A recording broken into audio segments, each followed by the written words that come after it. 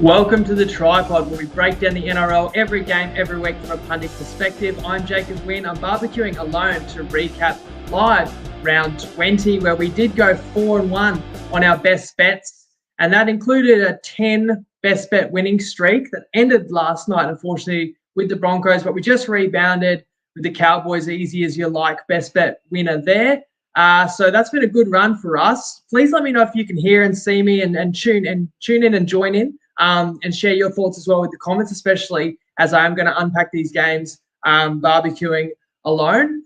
But overall, we have kind of turned our season around now with our winning percentage at 55%. It really didn't look like it was going to be that healthy just a few weeks ago. And I never felt like I should be promising anybody that we're guaranteed to turn it around, because I just don't feel in this business that you should ever promise anybody anything. We can't control the results, but I always felt through the season that we have runs of 10 tips where we might have gone 3-7 or 4-6, but I really didn't feel like they were that bad of tips. And I always felt like there's going to be a run of 10 tips where we're going to go 8-2, 9-1. And in fact, we did go 10-0. So as I said, I think last 3 weeks, 4-0, 3-0, 4-1. What's disappointing though is not winning the mixed matchup. We were $1.10 going into the game last night. Again, I'm referring to the Brisbane game. And not only did that cost us the mixed matchup, which we lost by a point, and it's an underdog every week. I think it was 240 or 250 odds this weekend, and we fall agonisingly short. Brisbane only scoring 18 points. We didn't need them to win. But that game was the true multi-killer of the round, and I'm sure you guys can let me know if that hurt your multis. It was a real shock to me. I was really surprised by that Brisbane result. I'll scroll to that I'm talking about now. And with the Cowboys result playing out the way it did, which just finished 5 or 10 minutes ago, I mean, that was 2 multis. One was 19-1 and one was 33-1 that we shared this week. So that's 50 units of multis that go down because the Broncos couldn't have a good game as we predicted. So that was a true multi-killer for us. So our multi-record is still bad this season. Mixed matchups, been nothing to write home about, unfortunately. I think about 1 unit down on those, but we're still in overall profit for the season, which includes the mixed matchup. So that is something that I'm happy about. And I'll talk about all the 8 games probably more briefly because I'm just on my own. As I say, I'll try and interact with your comments. I appreciate the guys who are sending their thoughts through now. And before I go game by game with the results of round 20, which was a successful one for us, why don't we find out how the bookies did? Let's get a word from Tristan at Toppy. Hello Tripod family, it is Tristan Merlihan here from Top Sport. It's been one of those weekends, it's been a tricky one to trade, particularly that first game where the line moved from 2.5 out to about 18.5, and the Seagulls are pretty gutsy in the end covering that line, and we just got a result. There was obviously a bit of movement early in the week and we got hit with that 2.5 line, but obviously no coverage at the end. There was a lot of money late towards the minus. Probably the biggest betting game of the weekend was the Sharks against the Rabbitohs, where the Bunnies were back from 2.5 into 1.5, and the fact the Sharks won by 1, it was one of those ugly results where you lay a lot of Sharks money head to head and you lay that plus. So falling on that 1 was one of those games where you sit there and you feel a little bit disappointed at the end of it when it went to Golden Point. But then from our point of view, we're fortunate enough to get the big upset of the round where the Tigers were unbelievably good against the Broncos and caused a massive surprise, which I don't think anyone saw coming after all the controversy from last week. So that was the game that really helped our round from a bookmaking point of view. The games today, Bulldogs are very well backed, the minus short and very significantly there, and then the Cowboys have seen a bit of money in this last game where I'm recording this at half time. So hopefully anyone that had a wager had a bit of success over the weekend, and we'll talk to you all on Wednesday. Thanks. Thanks, Tristan. Yes, the Padonis sends his regards, and it's been a tough season for the Padonis too, but he's stuck in there. We've both stuck at it. We haven't done much differently in the last 3 weeks, going 11-1, that we had done in earlier weeks when we struggled, but we always had the faith that long term we kind of know what we're doing, and hopefully we can continue to carry this through. But what we want to do in the recap is talk about what we picked up, most importantly, what we witnessed in the round of footy that's just been, that can help us moving forward. Now, we know everything that transpired in the lead up to the opening game of round 20. That was the Roosters ultimately defeating Manly at 4 Pines 20-10. But with all the Manly outs, the question was going to be just could they compete with the Roosters even if they did play inspired? And it kind of looked to me like early on, the Roosters were going to cruise to a pretty easy victory. And as Tristan mentioned, that line got all the way out to 18.5. And, in the end, it's only a 10-point deficit. But I think with 20 to go, the Roosters are up 20-4. Looked just as likely they could go on with it. You've got to give some credit to Manly that they were able to fight back. But the point I made in the group is what a brutal week it's been for Manly. Go back a week earlier, throw in losing as a favourite to St. George. Obviously, all the players out and the worst possible timing on a short week when you're up against a side that's one position higher than you on the ladder. And then the very next day, a side that, still wasn't safe in the top 8 in Parramatta gets the upset win over the Panthers, and then the Panthers lose Cleary. Of course, I'll get to that. And the side that's right below the Seagulls, or were before this round, the Canberra Raiders, plays Penrith next week, and now Penrith's going to be missing 3 Origin stars, including their best player. So it really felt like this week couldn't have been any worse for the Seagulls. While I also said on Wednesday, what a stroke of luck for the Roosters to get Manly at this time, and now they'll get a longer prep. And talking just a little bit more about round 21, the Roosters' next opponent is Brisbane. And speaking of suspensions, Brisbane's probably will be missing their best forward in Pat Carrigan. So suspensions and discipline and foul play in these games was a big talking point. And I'll make one other point as well. We saw a send-off. We saw Burgess. I feel like I'm jumping all over the shop, but we all know there was a send-off this weekend in that big clash at the prison between Souths and Cronulla. And was that a bit of a harsh call? To me, there's only 3 minutes to go, so it doesn't really matter whether Burgess got a send-off or a sin bin. I thought maybe it was more worthy of a sin bin. But there was a high shot put on by the Manly winger early in this game that wasn't, I think at best it was picked up late and just given a penalty. And I felt like that was just as clean of a high shot. So I thought there should have been a sin bin in this one. And there also should have been a sin bin as I jump to the next game of the round, where Melbourne beat the Warriors 24-12, and we did have a best bet and we did win with plus 6.5 in the first half. In the end, whether we took the full game line or the first half line, we would have won. The Warriors found themselves down 2 points at halftime, 2 tries each, so that was fine for us. But I also thought, and let me know what you guys made of some of these big decisions, also thought there was a pretty clear incident that was well warranting of a sin bin with Nelson Asafa-Solomona coming down. We had this whole big story about Kaufusi dropping the elbow down in the face of Sam Walker. And that, remember, in that incident, Kaufusi was the ball carrier. This is Nelson. You've got a lot more control when you're the tackling player. He drops an elbow into the face or jaw of Wade Egan.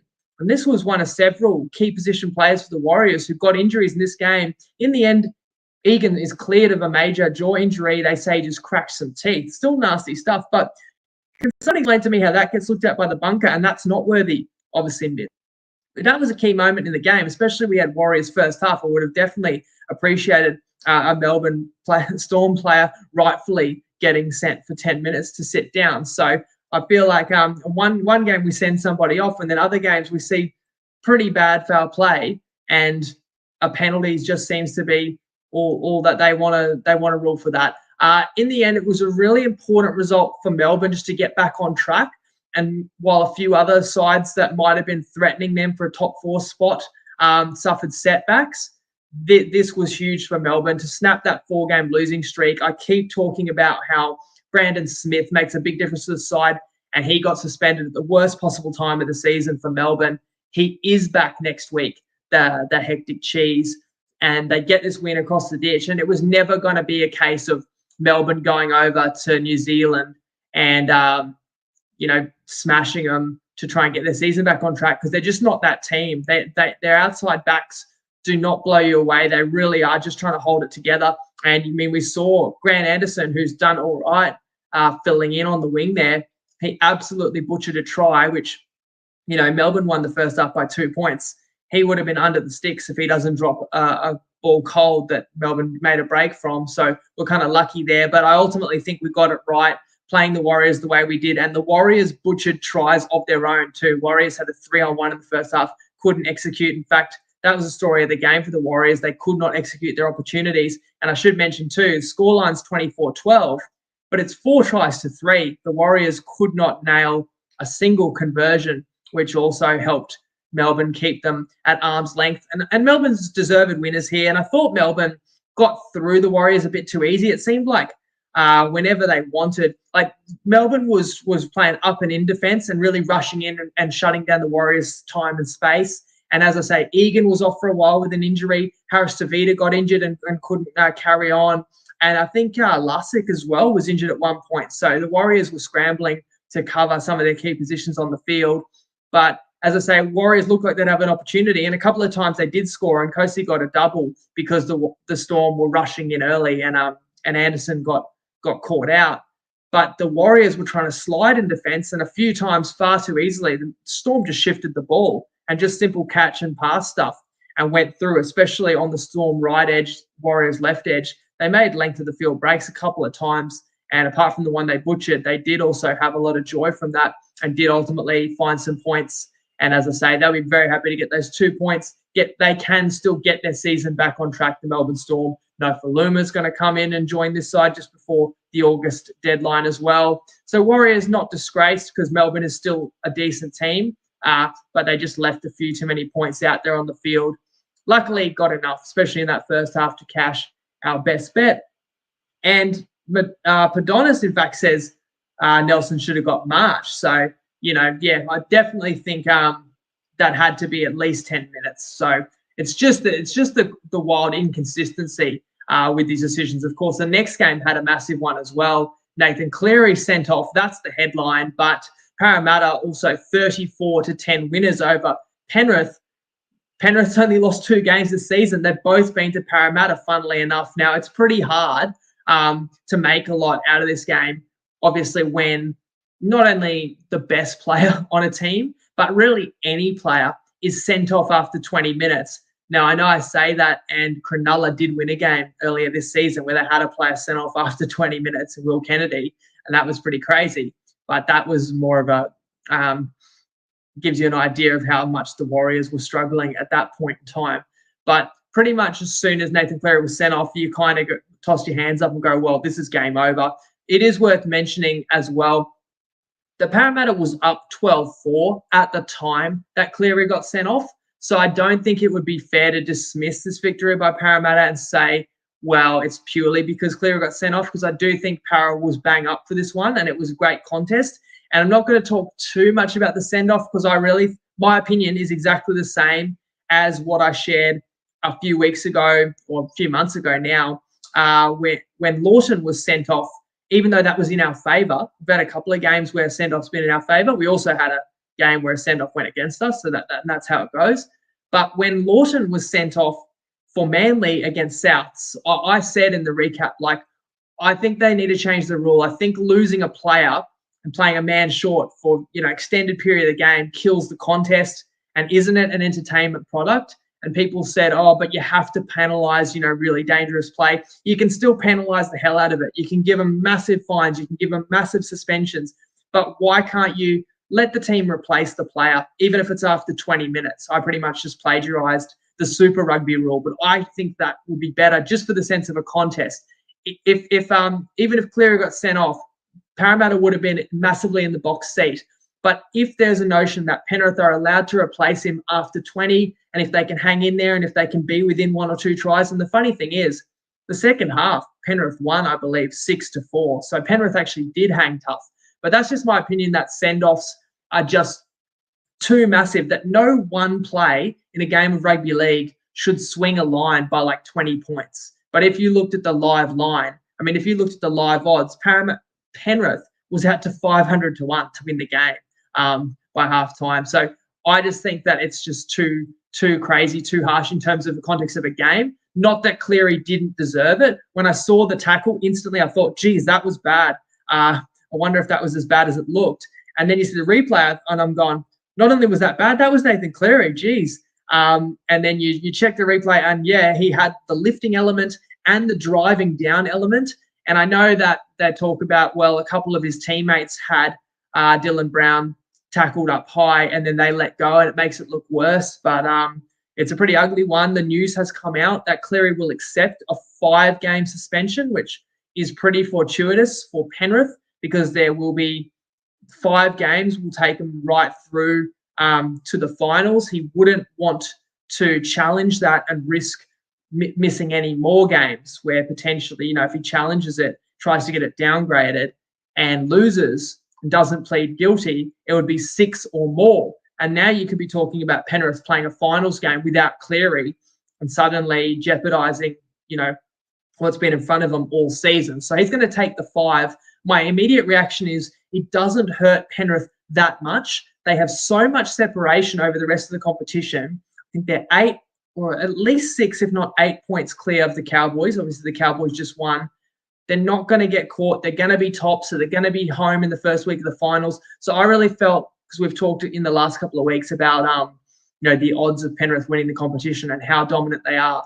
I really felt like the only thing that could stop Penrith winning the comp would be copping a major injury between now and the finals, so somebody not being able to play in the finals. The Luai knee we need to monitor because that could be, if it's at the lengthy end, it could be up to 2 months and it could be questionable whether he's back in time for the finals. But if he gets a good rehab recovery, he could come back right around the same time. And if these key players are not playing in the next few weeks, all that means is that they can't get injured in the next few weeks and they can't get wiped out for the season. So it's a funny one because with Cleary being suspended, well, now you know that the nightmare scenario, which would be Cleary injured before the finals, actually can't happen. The only knock you could put on Penrith is they're going to have to worry about bringing new players into the positions. Obviously, Falls, O'Sullivan, these guys have done a job from before, but they don't get to keep getting better and they don't get to have all their best players on the park together. And so there's an argument that Cleary could be rusty coming into the finals, but that's about it. I don't think it's going to jeopardise Penrith too much. On the other side of the equation, massive win for Parramatta, even though you can take away from it and say they beat a side with 12. I really feel like they're up for it. Our best bet was plus 10.5. Luckily, we did play the handicap plus 10.5 rather than an either team 1 to 12 scenario. We learnt our lesson too many times this season. We've been burned where we liked an underdog, and then instead of just playing the underdog with the line, we said we'll buy ourselves some extra points because it's very unlikely the underdog will win 13 plus. That's burned us twice this season, where the underdog did win 13 plus. So this time we just went Parramatta with the line, and that's as easy as you like. And again, you can take away from it and say that the send-off changes everything, but Para started very strong. And yeah, leading by more than a try at a point in time when Cleary gets sent off, you're more than comfortable, even if it's not a send-off, with that line. And I think it was likely to go on and cover. Whether Parramatta would have won, we don't know. But it's very important that they got those 2 points because we have since learned from that game that Mitchell Moses got a finger injury that's going to require surgery that's going to wipe out the rest of his regular season. And I discussed on Wednesday how Parramatta have a really, really tough run of opponents on the stretch home, and their place in the top 8 is not certain or secured yet. Now you lose Mitch Moses. But the fact that they got this 2 points, a game that you probably wouldn't have expected Para to bank on, that should give them probably enough of a buffer that if they can navigate the next month of footy, they should still find themselves in the finals. I dare say it'll be the bottom half of the 8. And then Moses, no complications if he comes back. Parramatta showed they're a funny side, that they can mix it with some of the better sides in the competition. Podona says there's an argument that Penrith's second half was more impressive than Para's first half. And as I say, at the point of the send-off, I knew Penrith were done. I knew Para was going to win well. And I actually don't take too much away in terms of what I make from those sides. And that's, I think, why the rule should be looked at potentially, because I do think it spoils the contest. And that's a shame because we were all sitting in front of our TVs Friday night and this promised to be a blockbuster game. We didn't quite get that. On Saturday, much lower standard of footy, especially from the home side, the Gold Coast Titans, who were beaten 36-24, and it probably wasn't even that close in the end. Titans, I think, scored the last couple of tries, But it was close in the first 40 where the Titans were only down 2 or 4 points at half time, and Tapine was in the bin as well. And this game was there for the taking. But my biggest takeaway, if I talk about the home side first, is the Titans are just so soft. And there's just no excuse. There's no excuse for some of the tries they let in, like barge overs from dummy half. There's a try they gave up to Joe Tapine where there's dead set 4 defenders standing him up in the tackle on the goal line, and he just keeps pushing him backwards and then burrows under, reaches out and scores a try. I don't know how only the worst teams in the competition give up tries like that. And you know, when the Titans got their opportunities, and they did have some opportunities, it just looks like they're working so hard and they're probing and they're throwing the ball from side to side, trying to find an opportunity to crack open an opponent. And the Raiders are making them work hard for their points. I know you might look at the score and say, well, Titans got 24, but I'm telling you, they got some backdoor late tries when the game was totally over. They were never really able to score when they needed to in this match. And the tries they give up are just so soft. The goal line defense is so soft. And Holbrook says in the post-match presser, Kieran Foran can't get here quickly enough. And I just think to myself, like, you haven't signed Darren Lockyer. You haven't signed Cameron Munster. You know, you haven't signed like the next Matt Burton. You know, if you think that Foran's going to come in here and solve your issues with how soft your defense is, then that just really speaks to how big your issues are. As for the Raiders, funnily enough, the 36 they put on the Titans in this one is actually the most points they've scored this season.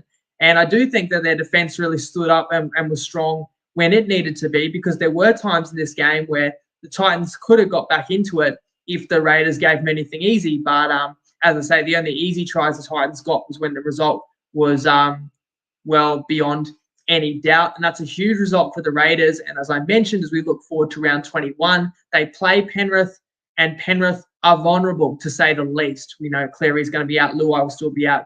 Crichton, I'm not sure about that ear injury that needed plastic surgery, but definitely a game where the Raiders have actually got the easiest draw of any of the sides competing to make the finals in the final 6 weeks.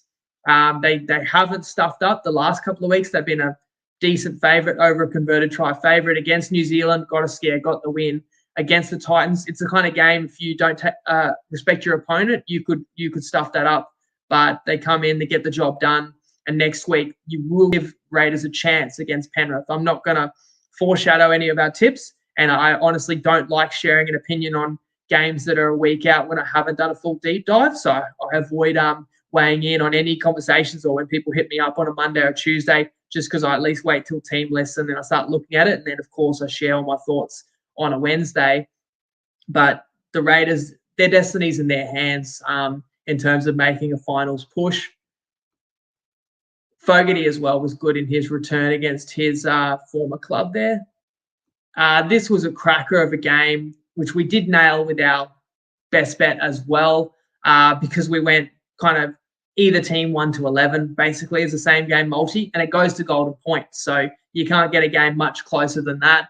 And the only part I probably got wrong, although I thought it was pretty fair assessment of the game, was if I have to pick the winner, I think maybe Latrell can just make one more kick than Nico Hines. And in the end, they were both very true off the boot. And Latrell has kicked the ball really well for goal this season, but Nico has been inconsistent, but he nailed all 4 kicks in this game for the Sharkies. 20 points they got in regulation, including a couple from out wide. Latrell did the same. And in the end, Latrell got more shots for the game-winning field goal. Both sides had the opportunities. I think Latrell had at least three different shots where, you know, if he makes it, he wins the game for the Rabbitohs. All 3, I think, sprayed out to the left. Nico Hines took his opportunity. This was after the Burgess send-off. I mean, what can you do? Sharks made a half break. He's trying to make a covering tackle. I guess you call it a bit lazy or a bit reckless. Obviously, cleans up Mulatalo high.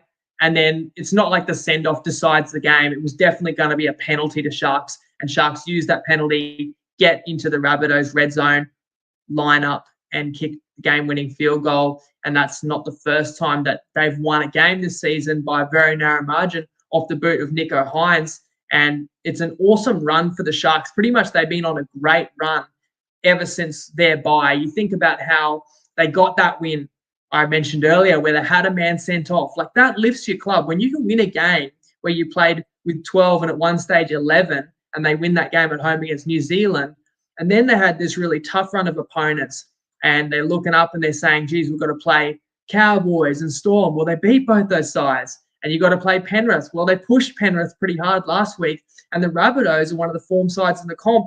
And this was anybody's game. But give credit to the Sharkies, Andrew Fafita winding back the clock. They're really starting to build into a legitimate threat. And I look at the ladder right now, and things can still change. And upsets do happen. And players get injured or suspended, or even like what we saw with Nathan Cleary on Friday night. Like, if that happens in a big game and a key player for a side makes a really bad decision or just gets in an awkward position, it can just totally throw chaos and throw a cat amongst the pigeons and create crazy upsets. But I will say this, it looks to me like second and third is going to be Cowboys Cronulla. And I just feel that's destined to be 2 versus 3, first week of the finals, and one of those sides is going to be hosting a prelim. I really feel like is it Cronulla? Is it Cowboys? I think those sides are pretty level ability sides. That game would most likely, based on the ladder and based on the Cowboys getting those 2 points against the Tigers last week, which you don't need to keep talking about, but be more likely that game might be in Townsville. But who would have really predicted 2 sides that didn't even make the 8 last year? I really feel like there's a very strong chance that it's Cronulla or North Queensland hosting one of those prelims. You'd still probably say Penrith will be hosting the other one, but I think we've learnt that nothing's certain in this competition. Tough loss for the Rabbitohs, because I would say that's probably going to nix their top 4 hopes or ambitions. They're still, you don't take much away from them to go into a tough venue against a tough opponent, push them all the way down to the wire. And I see comments about people laughing or trying to rip on Latrell because he didn't kick those field goal attempts. Like, obviously in the moment, you've got players rushing at you. You kick a ball slightly differently and it goes one side of the post instead of the other, and suddenly you're the hero, and it goes the other way and people want to make a narrative like you're not clutch or that you choked or that you cost your team the game. The Rabbitohs would not have been this close if they didn't have a player of his caliber. They got injuries as well. Jed Cartwright, who's already a makeshift centre, he was injured, so that actually shifted Latrell to centre in this game, and then they brought Nikorima onto fullback. So it's so close but so far for the Rabbitohs. I definitely expect they're going to be there in the finals, but a game like this, that's what it comes down to. There could be the difference between you playing top 4 footy and you got 2 chances, or now more likely you're going to be playing sudden death footy in the finals. And I don't think too many teams would want to collide with South Sydney because, as I say, they're still one of the form sides of the competition and very scary on their day. The multi-killer game that I alluded to before, West Tigers 32 beating the Broncos 18. This is an 18-point underdog West Tigers coming out with the 13-plus victory. So they were like $7 or $8 just to win. I don't know off the top of my head what they were paying 13 plus, because I didn't consider that. So look, in terms of we had a best bet, this was our one losing bet, and this also cost us the mixed matchup because we needed 20 points or more by the Broncos. We did pretty well. We were on Warriors. They got 12 points. That's not great. But then we were against Penrith, who only got 10 points. And we were against Cronulla, who got 21, which was about par. But you come into this game, Broncos team total was 31.5. We only needed 20 points. Feeling pretty confident. Beautiful conditions, Suncorp Stadium. As Nate says, that you could have got $37 about the Tigers 13 plus. So that's pretty mad. And they weren't even leading at half time. But we're in a great position coming to this game. As I say, we're flying. We just won our 10th straight best bet. We had minus 15.5. The line closed 18.5. We're $1.10 to win the mixed matchup. We had multiple multis that were alive. And I felt really confident. And all you can really ask when you put these bets in on a Wednesday is that you go into a game feeling confident that you've got a great bet. And sometimes these are the sobering reminders that even in a game where you really feel you're in a great spot and you've nailed your handicap and you've got all the confidence in the world, that there are going to be results that really surprise you. And if a game turns out nothing like you predicted, then you just got to say that's punting. And, the ones that hurt me far more are the games where I am adamant after the fact that we got it right, but for whatever reason, some key moments, key decisions, or just key bounces cost us, and then we're still going to cop a bunch of criticism for a crap tip, even though it so easily could have covered. Well, I don't have to make any excuses about why Brisbane didn't cover here. I thought they were in a prime position for a massive performance, and they were spotty. Now, I know Adam Reynolds, they said he might have been a bit sick going in, and then he was off for HIA at one point, but really no excuses for Brisbane. They were just not as sharp, not as polished, and as they have been in previous weeks. And I thought they were really building nicely. But I don't know, did they underestimate their opponent here? It's disappointing if they did, because the opportunity was here for Brisbane to make a push towards the top four. But they just looked a little bit out of sorts. And West, on the other hand, I didn't think it was a guarantee that they were going to fold, or they were just going to be, mentally crushed by what transpired at the end of the Cowboys game. But I thought that if Brisbane are red hot in this one, it's going to be very hard for them, and they're just not going to feel like they can win or that they're in the game. But we got that wrong too, because West rebounded admirably. They took the fight to Brisbane. They scored the first try. Broncos got quick fire a couple back, and Brisbane looked like they were going to take a 6-point lead at halftime, and I was still feeling pretty comfortable with that. But West scoring a try right before the stroke of halftime was crucial. Tuolangi, he looked really dangerous for the Tigers out on the left edge, and he goes through basically untouched through some good ball playing from Jock Madden, because, of course, Madden came in and took Luke Brooks's position, and they didn't seem to miss too much without Luke Brooks, to be honest.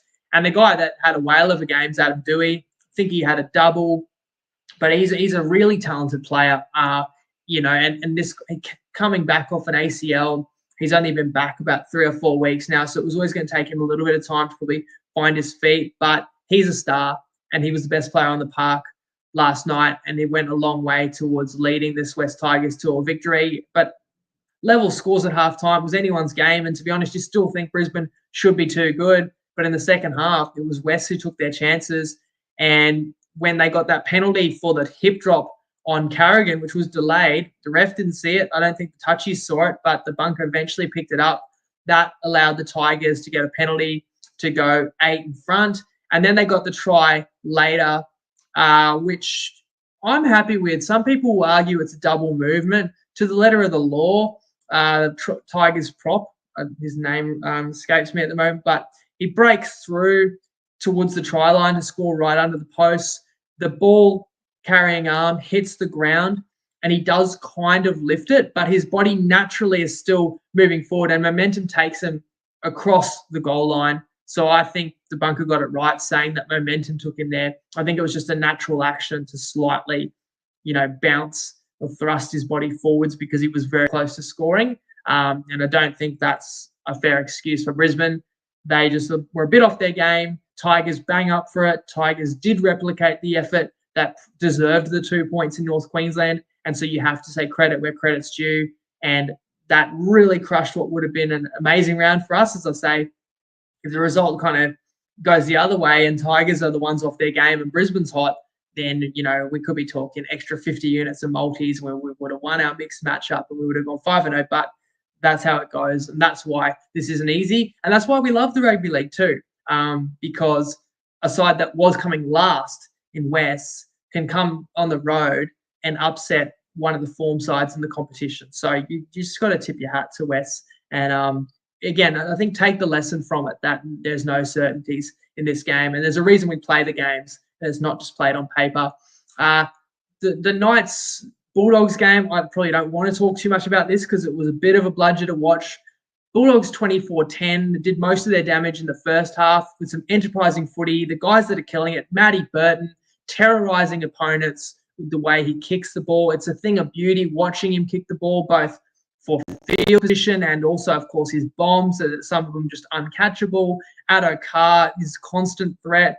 The two connecting, Burton and Addo Carr, and they did it again with an early chip over the top that allowed Addo Carr to get in behind into the Knights backfield and lay on a try.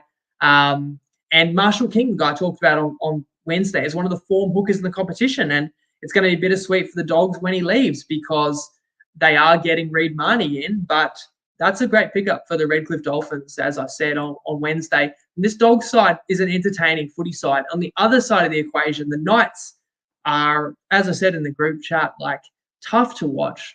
And that's probably being kind. Like they're putrid to watch. And I know that Kalen Pong is not here, but they had enough ball in this game. The whole second half, every moment was just set up for the Knights to make some form of a comeback. As Dan Lever, our legendary admin, who happy birthday, DL. He had a birthday this week, but he's also a long-suffering Knights fan. So I'd love to know what he reckons about the scenario, the fiasco, because this game was at McDonald Jones Stadium. There's full grandstands full of Knights fans. Like they're coming along to watch their garbage team play against somebody else that's bottom four, and it's packed. And this is the performance they give. It's so disappointing. I mean, Knights did score 2 tries, and arguably both of them were off dodgy passes as well. But I just thought, I know they're limited on talent, like don't get me wrong, but the way that the Knights were attacking when they got set after set on the Bulldogs line, it's like Milford had the ball and he was trying to be Canberra Raiders Milford and run side to side and hope that he could beat someone one-on-one because there's no structure. They don't throw anything at their opponent. They're happy to go one off the ruck so many times and to get to a kick and hope that the kick deflects and they're going to score a try. Like, I just don't feel like they're throwing anything at their opponent. I feel like they're the easiest team to defend in the competition, and you can give a lot of credit to the Dogs because they did a lot of defending in that second half, but the Knights threw nothing at them. And then Adam O'Brien, who I know I criticize nearly every week, and Dan Lever says, can't believe he hasn't already been sacked, but he comes out and is trying to say, 6-all second half, I'm just disappointed in our start. Like, you're missing the point. You're not playing against the premiers. You're at home. The Bulldogs are not an unbeatable side, and you had all the ball second half. And the Doggies absolutely butchered a try at one point where they had the ball off a turnover and Matty Burton kicked in behind again. And the only reason the Dogs don't score is because I think it was Shop and Adokar both went for the same ball. There's 2 Dogs there on their own and they collided with each other. But the Knights just posing no questions to the opponent. I mean, what are they? I just don't know what they're practicing. And Adam O'Brien in the press conference says he's not happy with the defense and he's not happy with the contact, but was very quick to say, I've been involved in 4 teams in a row that made a grand final. Now, if he feels the need to justify his resume, I'm like, yeah, that's great. I guess whoever was the water boy or the trainer for Melbourne or the Roosters or recently Penrith can say they've been involved in a few grand finals. But Adam O'Brien, you've been the coach of the Newcastle Knights since November 2019. So shouldn't we judge how good you are as a coach based on what you've done coaching this team for now nearly 3 years, and just saying you're not happy with the contact, you don't think your team is resilient enough? Well, doesn't at some point that fall on the coach? That's my question. And not to mention Jacob Carraz, who looks like a star in the making, scores a hat-trick, as if that doesn't rub salt into the wound enough. He was on the Knights roster at the beginning of this year and they let him go because they had Edric Lee and Dom Young. And look, actually Edric Lee and Dom Young are 2 very solid wingers. But you're really going to let like an 18 or 19-year-old star go because you've already got 2 starting wingers? Like, we see every club, thrives off the depth that they've got. You really don't want to give up potential superstars without a fight. And this kid is special. And as I say, has a hat-trick against the Dogs. And one of his tries, Kiraz's tries, is like, he was covered. Jake Clifford was coming across in cover defense. The Bulldogs never had an overlap, and he just makes a move and kind of gets airborne, but still should have been pushed into touch. But Jake Clifford didn't seem desperate enough to get across to him. And I think this is all just symptomatic of a Knights side that has no heart, no soul at the moment, as Dan Lever uses an even more colourful word to describe the coach of his side. So I can't imagine that AOB is going to be long for that job, while the Doggies covered the line and were well backed. And it annoys me because we should have probably been on the Dogs. But Honest and I both said we leaned to the Dogs. We didn't feel we're getting a great deal of value with a line over a converted try. I would have quietly been quite happy to see the Knights get a backdoor cover that they didn't deserve. And then we would have felt like, glad we didn't play Bulldogs. But these garbage Knights, man, it was good fun last week betting against them. We need to do it more often, but when it's, when the secret's out and nobody thinks they're any good, it's hard to get value opposing these sides that nobody wants to back. So it's just a tough one. And I take my hat off. Genuinely, I admire the loyalty of the Newcastle fans, but I also feel pretty bad for them, what they have to witness. And the final score, I think my graphic is showing a minute to go, but that would have just been when I brought up the page. But I think that was the final score. Cowboys 34, defeating the Dragons 8, and we won our best bet there as well. And our best bet was -3.5 in the second half. And I'd say regardless, whatever line we would have played on Cowboys, we would have won. But that was pretty good execution by us because this was 10-8 North Queensland at halftime. We effectively were laying 5.5 for the game. And of course, the pre-match line was 7.5. So the fact that the Cowboys didn't cover the line kind of, I think, reinforced that we executed in a good way, in that the Dragons came out tough as well. And the Dragons have still got everything to play for their season. And of course, they're playing at home at Net Strata. But the Cowboys ultimately outclassed them. And what a superstar this Jeremiah Nanai is. He's absolutely frightening every time he touches the ball. Just incredible mover. Like, he's got these enormous hands, change directions, powerful, fast. The Drinkwater had a massive day as well. I think this side is stacked, this Cowboys side, when you got Hamiso on the bench, and he could easily be starting fullback, a starting winger, or a starting centre for nearly any other club in the NRL.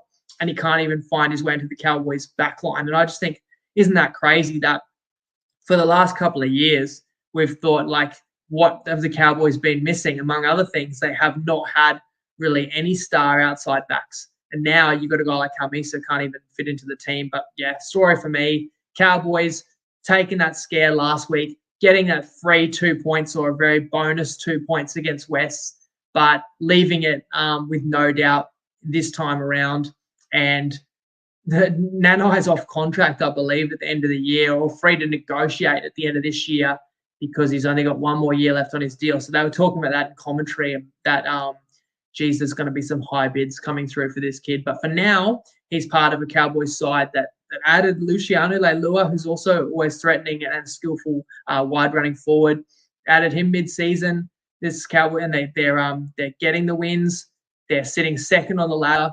It's all in front of North Queensland too, as I said before, to be most likely hosting a game as the second highest team on the ladder in the first week of the finals. And that gives you the pathway to the grand final unless somebody can beat you at home. And yeah, there was a pretty funny moment. There was a try stopped due to Jaden Sewer yanking the ponytail of Luciano Leilua, which I didn't even know what the technical rule is, but I suppose it's technically a high tackle where you can't do it. Because funnily enough, I'm a big NFL fan, and there's some players that have really long hair coming out the back of their helmet, and you can legally pull their hair. You can tackle by pulling hair. That's the risk they're taking if they want to grow it long. But in the NRL, you are not allowed to do that. So that resulted in a penalty. The Cowboys ultimately scored. They scored plenty of times in the second half. So that was 4-1 for our best bets, which is a really successful weekend out. Anytime we can have a record like that, always striving to be better and always wanting a bit more. And I'm disappointed that somehow in 3 great weeks, we didn't win any big multis. We went very close on a few. And I'm disappointed that the mixed matchup last couple have gone in as a big favourite to the final leg and come up short. But all you do, it all boils back down to how we see the games. If we can read them mostly right, if we can key in on the games we feel we've got the strongest advantage, and then build our mixed matchups and build our multis off of those, then I can never predict when, and we can't control when. And you always need an ounce of luck, especially with anything that's an underdog or a long shot multi. But you're going to have your best success if you can build it on the foundation of a good handicap. And I really feel that Adonis and I are working well together. We've had to build our own combination, and we're seeing it pretty well. And we were in a pretty decent hole probably 2 months ago in this season, but we chipped away. We never tried to do it all in 1 week. And I'm pretty happy with where we're at considering everything that's gone on so far this season. I still don't feel like we've been overly lucky with our results, but I don't want to talk about luck because that's going to go both ways, over a long period of time. And I have been doing this a long time. So appreciate everyone that has stuck with us and supported us and tuned in along this journey, because you've had a front row seat to our struggles, but also now you've been sharing in the successes, I hope. Further places you can find our tips or share in the journey is I'm jumped on TikTok and I'm trying to come up with more unique content and do short form tips and handicaps and videos. So if you are on TikTok, or those videos end up on Instagram as well. And as I said today in the group, I'm also putting up polls every single game for people to share their tip for the handicap. So if you're following on Instagram or TikTok, it might just be interesting for you to see the results of those polls. For example, over 80% of Tripod followers were on the Dogs today with the 6.5 line. I think over 70% were on the Cowboys with the line. So that might be some punting intel that you can garner from following us on those socials. I know I'm way too old to be probably doing some of those things, but I'm just giving it a crack. As Nate giggles at me saying unique content. Right, that'll do us. Geez, 46 minutes of my voice alone. That's more than enough for you guys. So respect if you hung in there with me. Appreciate you. Be back at it Wednesday. Have a great week until then.